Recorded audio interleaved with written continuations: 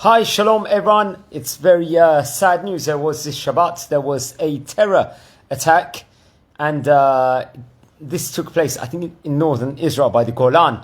And unfortunately, as of currently, they state that 12 people have been murdered here. And they were mostly, I think, if I'm not mistaken, kids aged between 10 to 20 years of age. They were playing soccer in a soccer field. This actually took place. I think it was in the Druze town of Majdal, Shams, which obviously is in northern Israel. So it's obviously shocking. These are Israeli residents. It's in Israel, full stop. There's such a terrible terror attack that took place over here. And many of the people, as I just stated, are children. Also, I was just seeing the news. It was just came out of Shabbat Parshat Pinchas here in Israel, and we know that next week it's going to be Matot. In 2 weeks' time, we're Parshat Maseh, because it's a leap year. We won't usually do the two Parshot respectively together, so we are on the courses of that, and in 2.5 weeks' time, it is Tisha B'Av. Very, very sad news. We're in the start of the 3 weeks. Only a few days ago, it was Shiva Asar B'Tammuz, but absolutely devastating news. This is come into Shabbat. If I'm not mistaken, this was one of the largest, unfortunately, since the 7th of October. It was the largest amount of casualties, or one of the largest amounts of casualties in a single day, if I'm not mistaken, since the 7th of October. I know, unfortunately, there was other incidents with our heroic soldiers where many had passed away on a specific day. And I think this was the second or the third largest one, if I am not mistaken, over here. And, not going into the who was responsible and all those things for it. It's all reported in the news and everything else. But, how sad it is that we have to go through this at the moment. Here we're in the 3 weeks at the moment, where it's going to culminate in Tisha B'Av in 2.5 weeks' time. It is.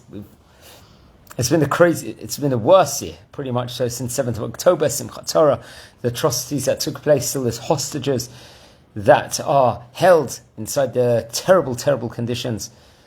We've lost hundreds and hundreds of soldiers. Also, what can we do here at the moment? Some of you listening to this might be in South Africa, some of you in America, some in Israel, there's some in England.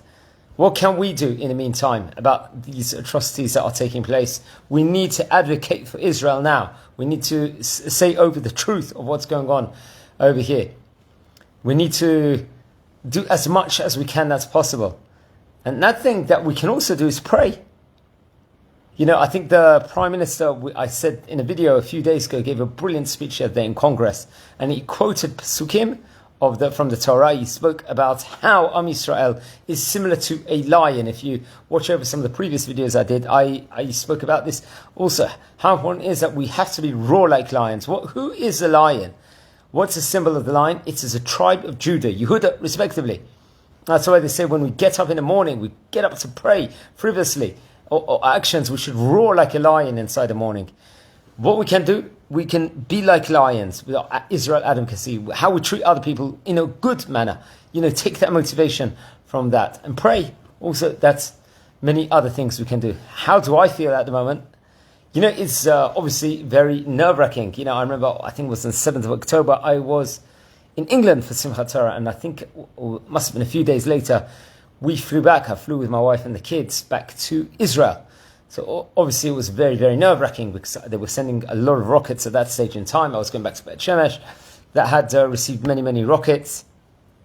So, I'm making a big decision here to fly back to Israel over there. It was exhausting, and everything, just seeing the news constantly, seeing Israel wrongfully criticized, Israel just defending its citizens, where they've got that moral obligation to protect its citizens over here, doing the most justly war possible. And then you see all the bias inside the media. Everything that happened with Iran. Remember that day towards the start of April, when they sent 300 of those missiles to Israel. That was every single thing. In the last 9 months, it's been very, very tiring, from seeing, just our nation being bashed every possible angle.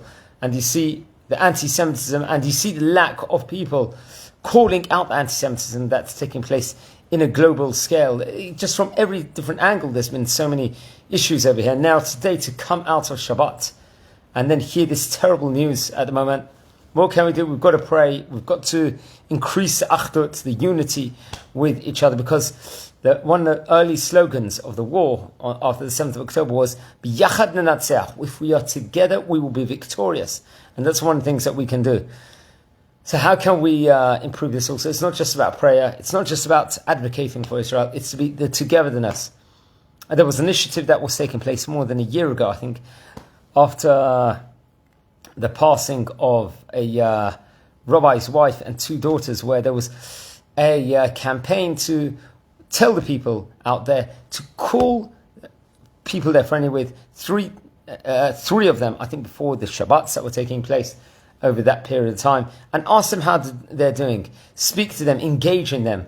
That's what we can do also, bring promote unity among the Jewish people in a very much sense, and build relationships with other people. And remember, one of the key ingredients is that do everything l'shem shamayim, and bring in, see the person as if, they're a human being. Promote Ahavat Yisrael. We're in a time period where we know that, why was the temple destroyed? Because of the sin of sinat chinam, baseless hatred over here. What's the opposite to baseless hatred, to sinat chinam? It's Ahavat chinam, selfless love, to give love to other people. And that's what we should be doing at that point in time, promoting unity, promoting love, prayer, advocacy, and Bezrat Hashem, we're just going to hear good news from Israel, and may our enemies fall, and Israel be prosperous, and just good things coming. So wishing you all a good night, Shavua Tov, and take care.